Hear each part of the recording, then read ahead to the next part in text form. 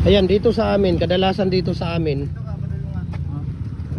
kadalasan dito, ano siya, dalawa lang ang bakal na ginagamit nila dito sa paggawa ng dragon fruit post or pins concrete post. Ayan, di ba? Pero yung amin dito, tawag dito tatlo. Yung amin ginagamit dito, tatlong bakal po, no?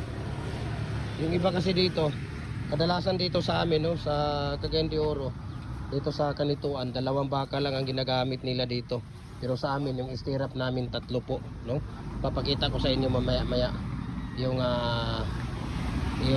tawag dito, yung bakal na nilalagay namin para makita ninyo kung tatlo o dalawahan lang po ba. Ayun, no?